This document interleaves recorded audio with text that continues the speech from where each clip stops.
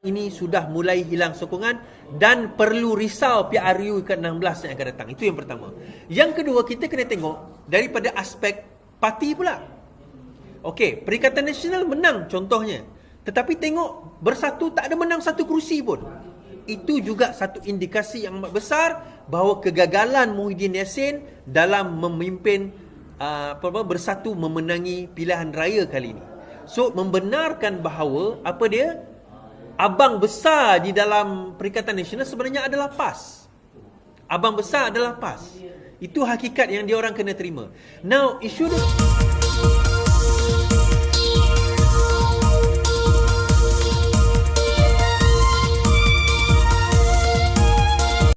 Tekan butang subscribe, like dan aktifkan lonceng.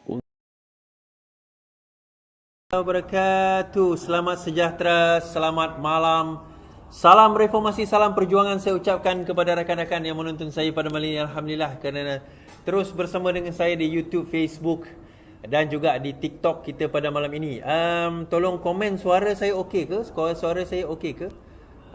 Adios, terima kasih. Terima kasih yang bersama dengan kita di YouTube, Facebook. Terima kasih juga yang ada bersama dengan kita di TikTok. Saya harap tuan-tuan dan puan share, like, apa orang kata, subscribe kepada, tolong tap love, tolong share yang button bawah ni, share. Kita target 200 share malam ini dan kita target, boleh tak kita target dalam 200-300 ribu tap love. Terima kasih. Terima kasih juga yang komen. Terima kasih juga Seluang dan Walaon yang masuk. Terima kasih. Tolong komen. Maki saya lagi. Maki lagi. Come on. Takkan setakat tu je korang punya maki. Level tu je ke level korang? Kat mana korang belajar khusus maki ni? Level tu je maki korang. Aduh, memalukan lah geng-geng Walaon dan Seluang. Okey, terima kasih kepada yang terus bersama dengan kita. Alhamdulillah, saya sekarang ini berada di Kelantan, di Kota Baru, Kelantan, dalam kerangka program jelajah penerangan di Kelantan ini. Terima kasih kepada MPN Kelantan, juga kepada Penerangan Negeri yang bersama, yang menjemput saya, yang menyusun program pada malam ini. Dan malam esok saya akan berada di Terengganu bersama dengan Penerangan Terengganu, insya-Allah, dalam kerangka seterusnya bagi kita nak apa orang kata, menghadapi pilihan raya negeri. Dan insya-Allah kita akan datang balik ke Kelantan dan Terengganu ini untuk apa orang kata, untuk putaran yang seterusnya. Nah, kalau berkenaan dengan kerusi, jangan tanya saya tuan-tuan. Saya tidak menentukan kerusi. Saya tidak menentukan calon. Saya tak tentu berapa rundingan dan sebagainya. Itu terpulang kepada pimpinan parti, kepada pimpinan apa orang kata, pimpinan JPRP yang akan menentukan calon.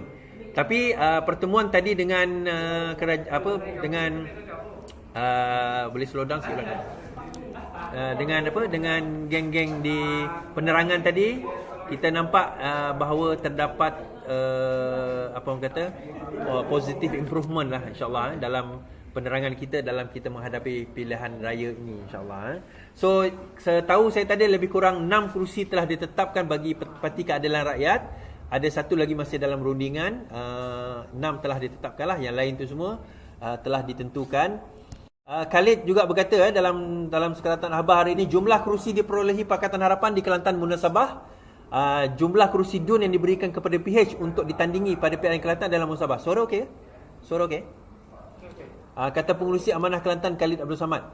Khalid yang menamakan jumlah kerusi yang diterima PH hasil perbincangan bersama BN itu juga berkata jumlah itu lebih baik berbanding diterima Bersatu yang membentuk gabungan dengan PAS dalam PN. Kami tidak terpinggir seperti Bersatu dengan PAS. Di Kelantan kami juga memang akur BN yang akan memimpin berdasarkan kepada keputusan pilihan raya dahulu.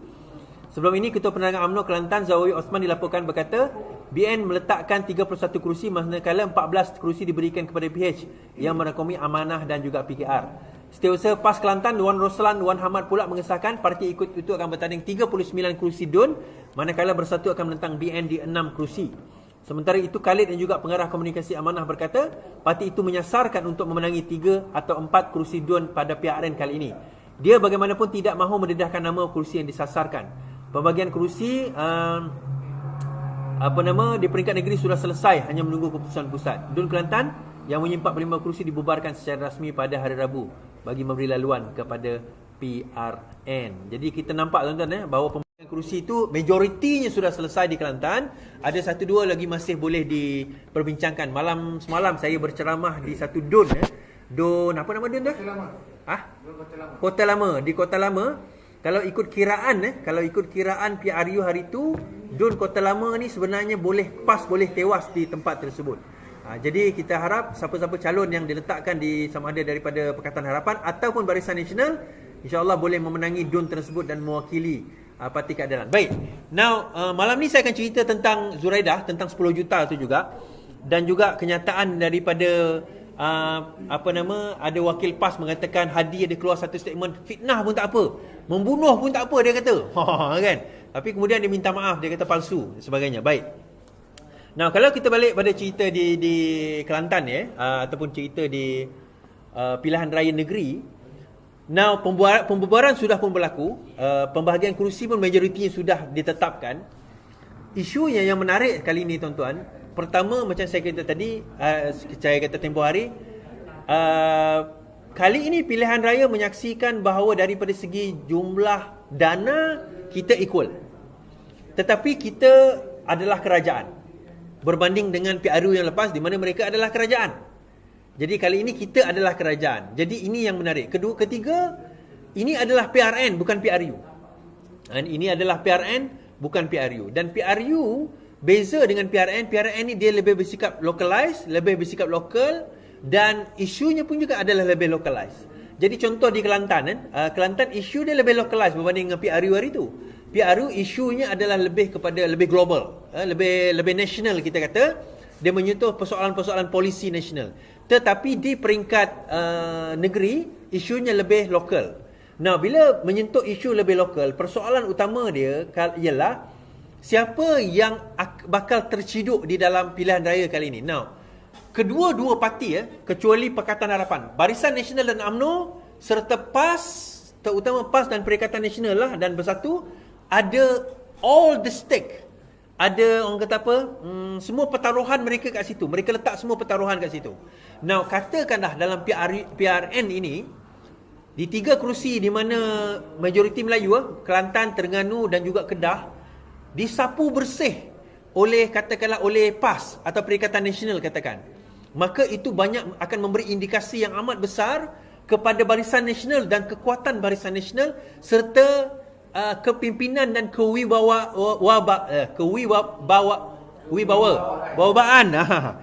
Zahid, aku dah tak boleh sebut dah. Mana ayah aku ni?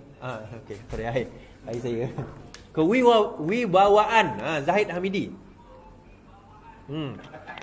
Zahid Hamidi. So, kenapa benda itu sangat penting? Now, suka atau tidak, ni saya tolak tepi logo saya ni tuan-tuan. Ni saya tolak tepi logo PKR. Saya sebagai penganalisa, kita kena nampak begini. Zahid setelah menggantung dan membuang beberapa pimpinan utama parti UMNO, dia tak boleh menafikan bahawa perkara itu ada memberi kesan.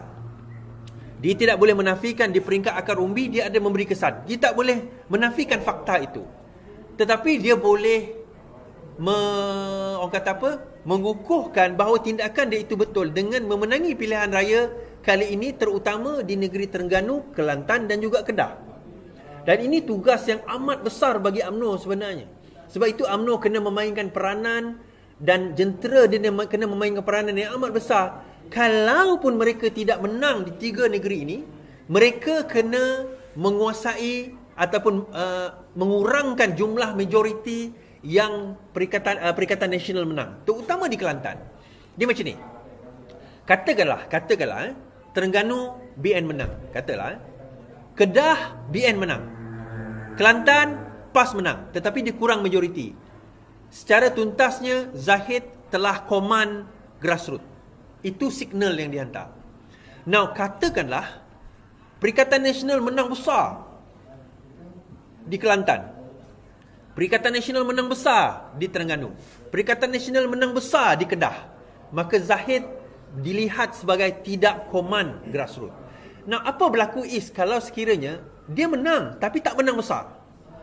Now, kalau tak menang besar, still Zahid dilihat berjaya command grassroots dengan baik, walaupun dia tak menang. Dan implikasi dia adalah kepada Perikatan Nasional. Now, hari ini Muhyiddin Yassin, semalam Muhyiddin Yassin dia kata bahawa kalau kita menang PRN ini, dia membawa indikasi bahawa kerajaan persekutuan ini boleh tumbang, dia kata. Boleh, okey. Ni dia adalah referendum kepada Putrajaya, dia kata macam ni. Saya bacakan kenyataan beliau, kenyataan Zahid kenyataan Muhyiddin Yassin. Dia berkata sebegini. PN menang di Selangor boleh jadi referendum kepada Putrajaya. Referendum ni pungutan suara lah. Kemenangan PN di Selangor dalam PRN boleh menjadi referendum kepada kerajaan persekutuan, kata Muhyiddin Yassin. Pengurusi PN itu berkata demikian ketika berucap dalam konvensyen pilihan raya Shah Alam. Sebab itu penting bagi kita minta pengundi Selangor bagi peluang kepada kita. Kita nak gunakan ini sebagai satu referendum, mulakan dengan Selangor, katanya. Muhyiddin juga menyuarakan keyakinan gelombang sokongan rakyat terhadap PN pada PRU lalu akan berterusan pada PRN 6 negeri yang berlangsung tidak lama lagi. Malam ini PN memulakan usahanya untuk merampas negeri PH menerusi jelajah Selangor. Baru kita bangkit di Shah Alam bermula 8.5. PN menguasai 3 negeri, Kelantan, Terengganu, Kedah, manakala PH mentadbir Selangor, Negeri Sembilan dan juga Pulau Pinang. Baik.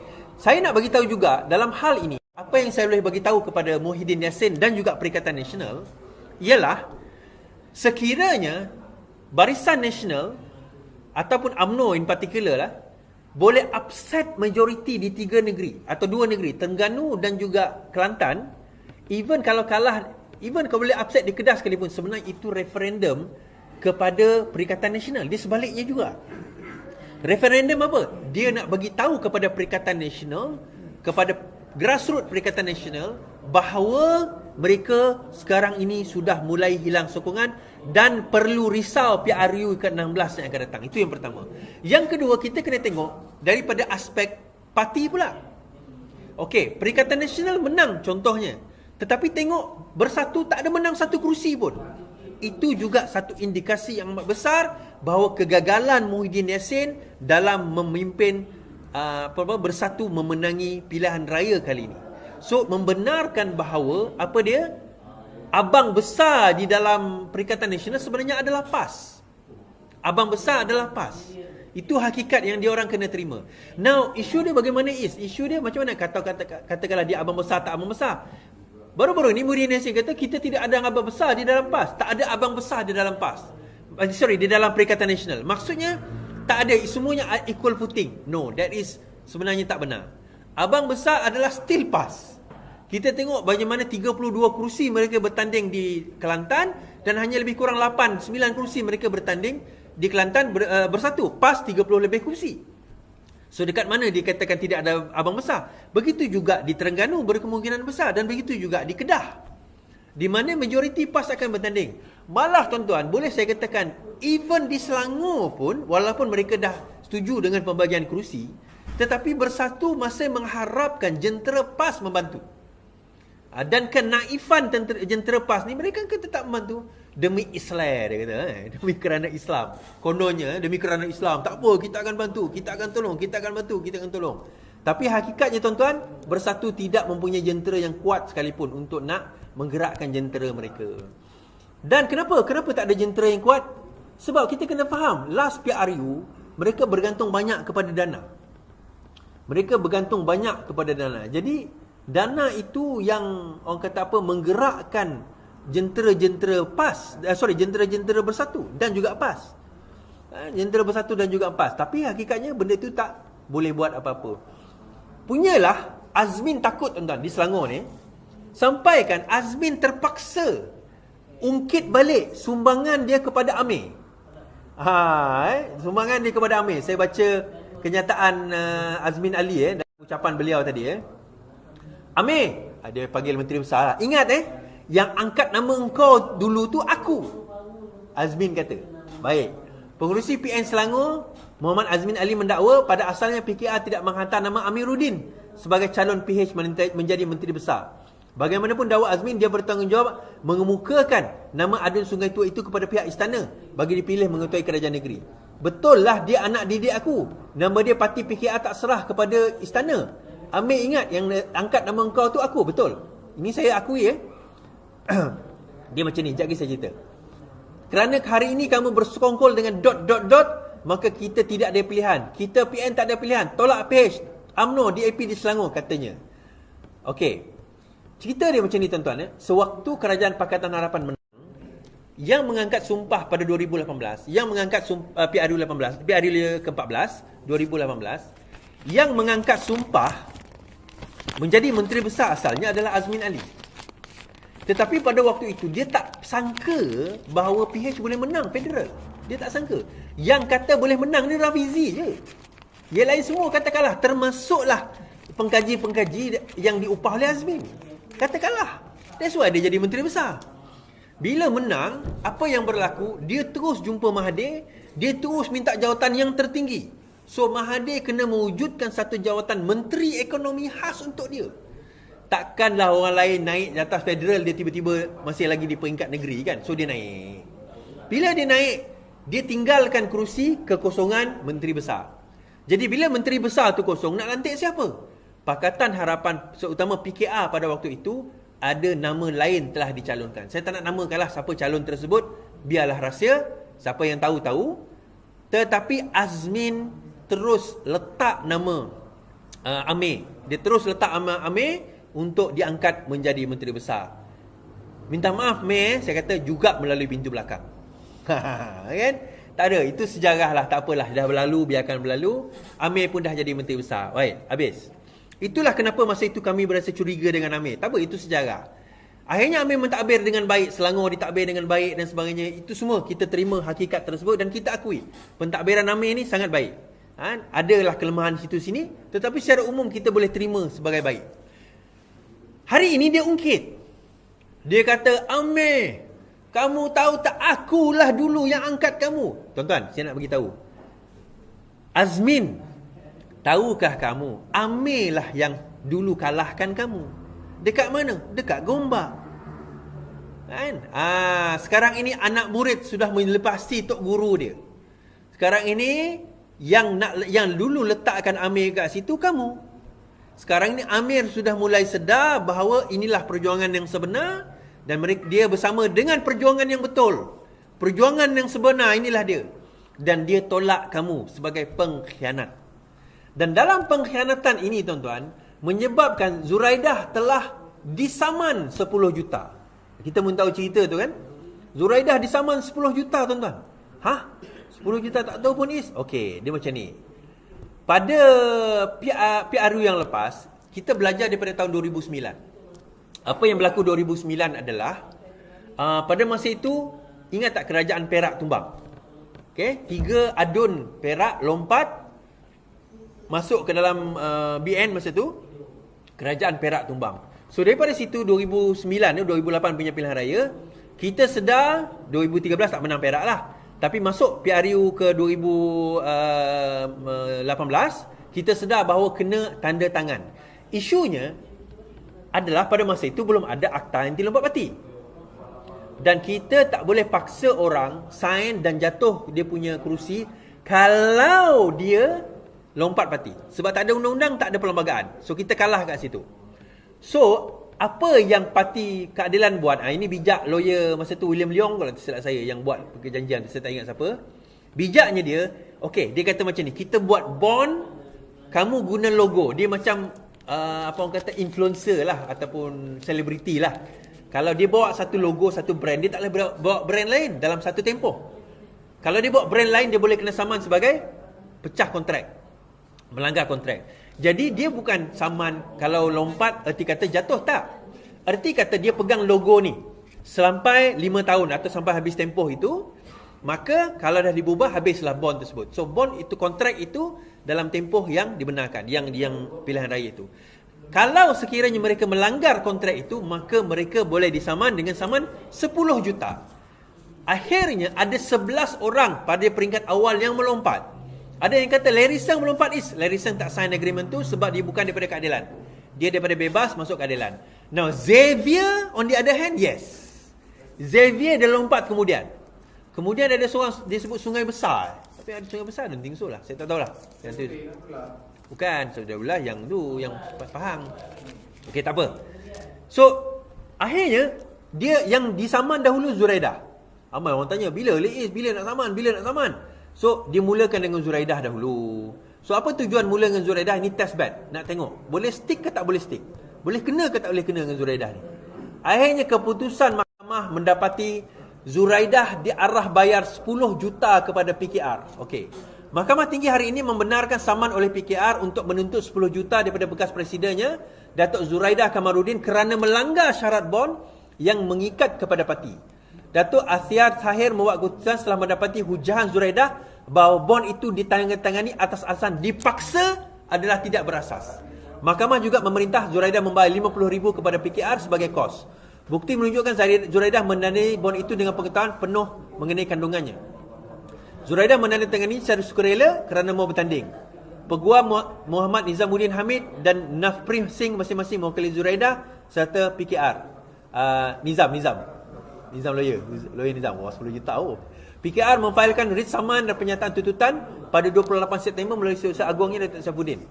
Menerusi saman itu, PKR mendakwa Zuraidah bersetuju membayar parti sejumlah 10 juta selewat-lewatnya 7 hari sekiranya berlaku beberapa perkara setelah memenangi pilihan raya atas tiketnya, seperti meletak jawatan atau bergabung dengan pihak lain atau menjadi wakil bebas. Pada 24 Februari, Zuraidah dalam satu kenyataan bersama 10 ahli PKR yang lain mengumumkan peletakan jawatan namun kekal sebagai ahli Parlimen Ampang. Okey, PKR turut menuntut Zuraidah membayar 12 juta 49,459 ringgit dan 20 sen mengikut Seksyen 71 Akta Kontrak, iaitu faedah 5% setahun, kos dan relief lain yang difikirkan sesuai oleh mahkamah.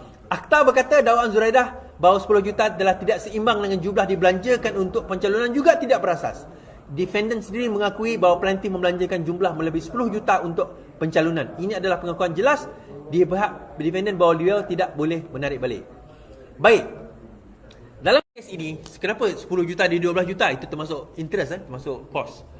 Dalam kes itu, apa yang berlaku tuan-tuan?